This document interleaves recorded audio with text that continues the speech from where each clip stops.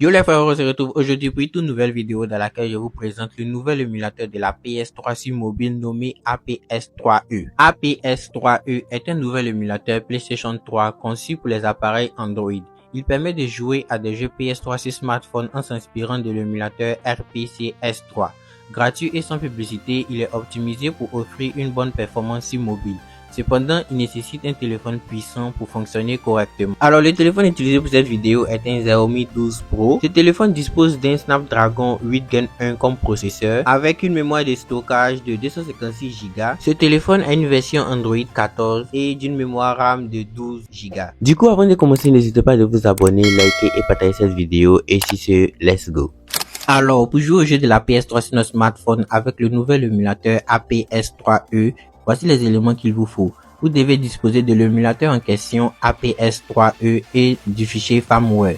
Alors, une fois que vous avez tous ces éléments, la première des choses, c'est d'installer l'émulateur APS3E. Du coup, on va l'installer. Une fois l'émulateur installé, on va sortir des archiveurs et on va se rendre dans l'émulateur. Alors, si c'est votre première fois d'installer l'émulateur, ils vont vous demander d'autoriser l'émulateur à accéder à votre stockage. Alors, voici comment l'émulateur se présente lors de la première installation.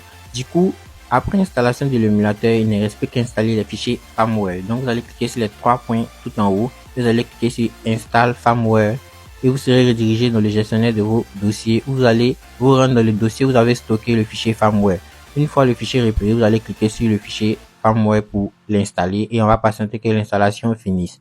Une fois l'installation des fichiers firmware ont été faits, il ne reste plus qu'à installer vos jeux. Mais d'abord, je vous conseille de créer un dossier où vous allez stocker tous vos jeux de la PS3 pour les retrouver plus facilement lors de l'installation dans l'émulateur APS3E. Du coup, voici le dossier que j'ai créé où j'ai stocké tous mes jeux. Ah, j'ai oublié, l'émulateur de la PS3 APS3E prend en charge uniquement les fichiers PKG et iOS. Donc, assurez-vous que vous disposez de l'un de ces fichiers avant d'installer le jeu sur l'émulateur. Aussi, assurez-vous que le fichier du jeu est décompressé avant de l'installer sur l'émulateur APS3E. S'il n'est pas décompressé, il vous suffit juste de cliquer sur le fichier et d'appuyer sur extrait ici pour le décompresser. Après décompression du fichier, vous pouvez vous rendre sur l'émulateur APS3E pour installer le fichier du jeu. Du coup, une fois sur l'émulateur, vous cliquez sur Install iOS PKG et vous serez redirigé dans le gestionnaire de vos dossiers. Vous allez sélectionner le dossier dans lequel vous avez stocké vos jeux. Puis vous sélectionnez le fichier en question pour l'installer sur l'émulateur. Du coup là, une fois que vous avez sélectionné le fichier, vous allez patienter un instant histoire que le fichier s'installe. Et après installation, vous cliquez sur les trois points et vous appuyez sur Refresh List et vous verrez que le jeu apparaîtra automatiquement. Vous faites de même pour tous les autres fichiers de jeu que vous allez installer sur l'émulateur. Alors, comme vous le voyez, l'émulateur est son utilisation. Après installation de l'émulateur APS3E sur votre smartphone, il ne reste plus qu'à installer les fichiers firmware dans l'émulateur et vous pouvez installer vos jeux et les jouer comme vous le voulez. L'émulateur ne dispose pas encore d'options supplémentaires comme les paramètres pour une configuration approfondie. Aussi, faut savoir que pour utiliser l'émulateur APS3E sur un appareil Android, il est recommandé de disposer d'un smartphone ou d'une tablette haute de gamme pour garantir une expérience de jeu fluide.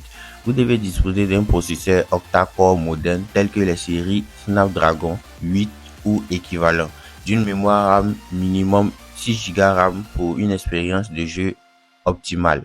Et vous devez disposer d'un processeur graphique compatible avec Vulkan comme les CPU Adreno 600 ou supérieur. Et aussi, votre système d'exploitation doit être sur Android 10 ou supérieur. Alors, j'espère que la vidéo vous aura plu. Si c'est le cas, n'hésitez pas à vous abonner, liker et partager cette vidéo. Et on se dit à la prochaine pour une toute nouvelle vidéo. Bon visionnage. Ciao.